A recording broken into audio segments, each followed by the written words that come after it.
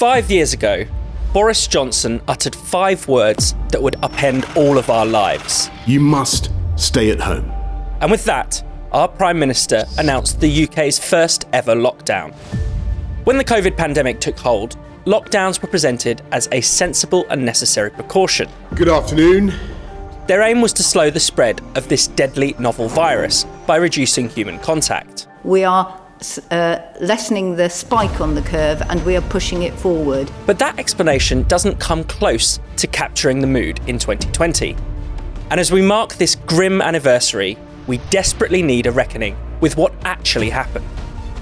COVID was not merely seen as a public health threat by the authorities. It was seen as a literal apocalypse. Workers in hazmat suits detain a young couple, putting them into a metal box. It wasn't a rational cost-benefit analysis that led us into lockdown, nor was it a compassionate concern for public health.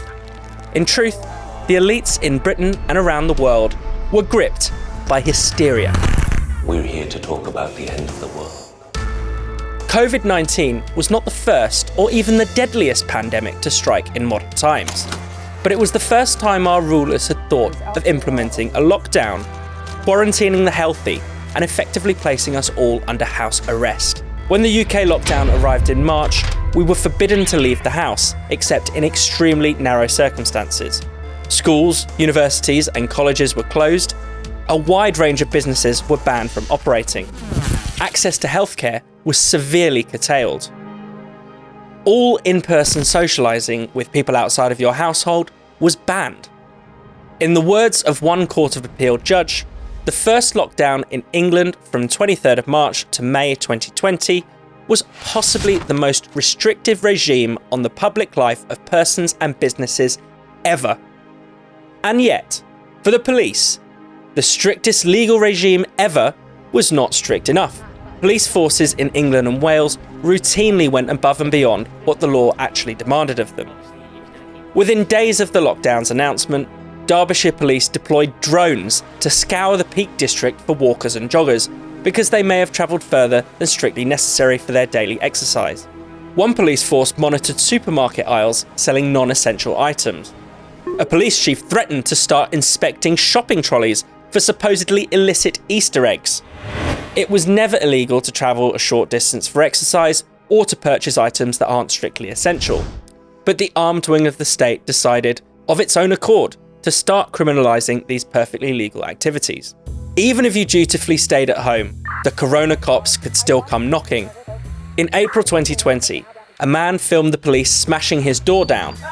He was at home alone, watching television. No going on in here, is there?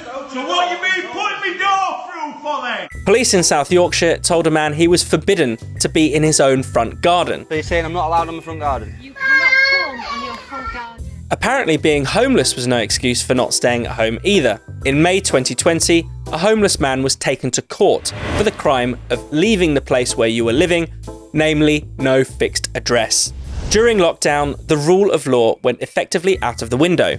Police, prosecutors and even judges seemed to make up the rules as they went along. In fact, the UK lockdown didn't legally come into force until 3 days after Johnson told us all to stay at home. But that didn't stop the police from going after people almost immediately. For a brief period at least, police were arresting people on the basis not of a law passed democratically in Parliament, but on the mere words of the PM, simply because they'd been said in a television broadcast. This really did bring Britain into police state territory.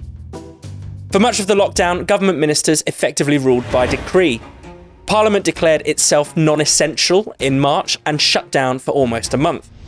Even when it returned in socially distanced form, the overwhelming majority of COVID rules were made with next to no scrutiny from MPs.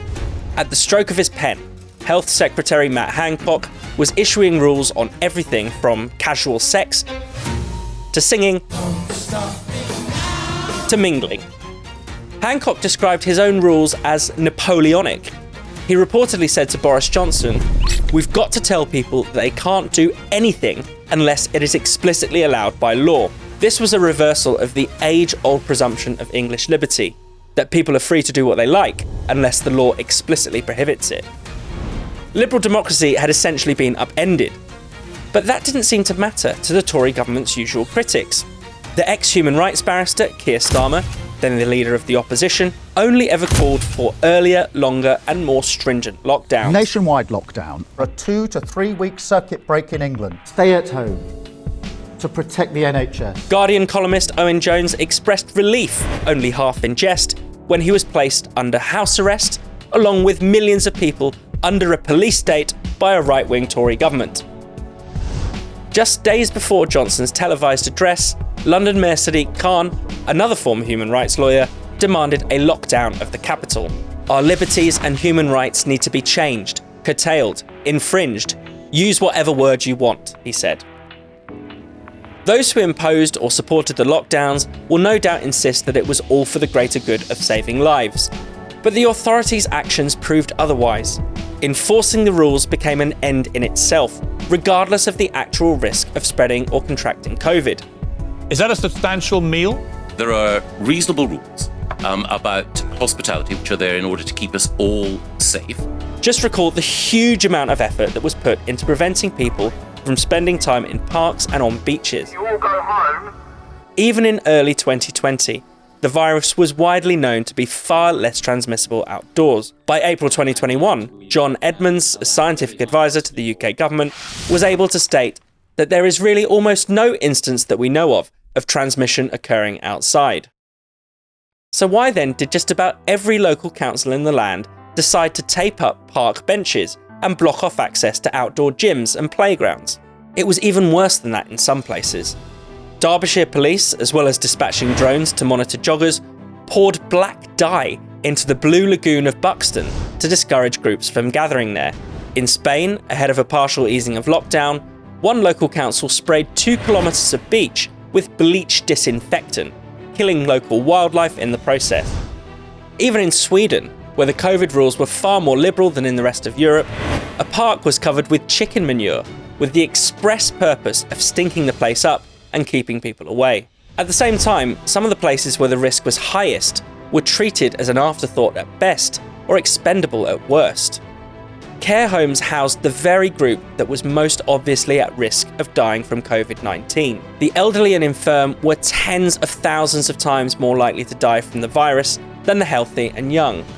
Yet in the early days of the lockdown, guidance from Public Health England told hospitals to discharge patients into care homes even if those patients had been infected with the virus. Now, the aim was to free up space in hospitals for a wave of COVID hospitalisations that, thankfully, never materialised to the extent that was feared. But the result of this policy was to seed the virus among the most vulnerable. Politicians and much of the mainstream media missed the fact that COVID had been tearing through care homes while the rest of society was locked down. Instead, the elites were mostly fixated on shaming and smearing anyone looking to blow off a bit of steam after weeks of confinement. Young people who gathered in small groups in parks or on beaches became the subjects of a daily 2 minutes hate in the media. They were branded COVIDiots, despite the low risk they posed to themselves and to others. So what exactly is a COVIDiot? They're being selfish. In a lockdown society, there was no room for discretion or compassion for anyone deemed to be bending the rules. Social distancing diktats prevented people from visiting dying loved ones and from comforting each other at funerals. Everyday humanity was discarded for the enforcement of lockdown. Fear was a key driver of this spite and cruelty. The UK government's propaganda campaigns sought to terrorise the population. Adverts told us to act like you've got the virus at all times. Scientists produced implausibly large predictions of overwhelmed hospitals and mass deaths. The mainstream media also kept up a steady drumbeat of apocalypse porn, broadcasting daily death and case figures with no contextualisation of the actual risks. Antiseptic gel and wipes are used regularly, and of course the cameraman and I am at least 6 feet apart at all times. But the fear that drove the COVID response was less a fear of the virus itself than a fear of how the masses would react. It was imagined that without strict rules and harsh enforcement, the plebs would run amok. The public were treated not as rational adults, capable of making sensible decisions, but as reckless superspreaders of disease. In truth, compliance with the official health advice was extremely high, well before the first lockdown forced people to remain indoors. But this did little to dent this elitist prejudice. In reality, it was the elites who behaved recklessly. They were the ones who shut down the whole of society for months on end. And this panicked decision has had catastrophic, long-lasting consequences. In 2020, the UK was plunged into its worst recession since the Great Frost of 1709. The economy has been struggling with stagnant growth, high inflation, and chronic indebtedness ever since. Education was devastated by school closures, with British children losing a combined 1 billion days of school. The number of kids not attending school at all has swelled since the pandemic too. Even the nation's health was jeopardised by policies limiting access to GPs and by the government's doom-laden messaging, which discouraged the sick from troubling the NHS. Can we really say that all of these harms were just part of the greater good? 5 years on from that first instruction to stay at home, we must recognise the lockdown for the irrational, authoritarian and destructive measure it really was. We mustn't forget the shredding of liberty, democracy and our collective sanity. When the next crisis hits, we cannot abide by this elite hysteria again.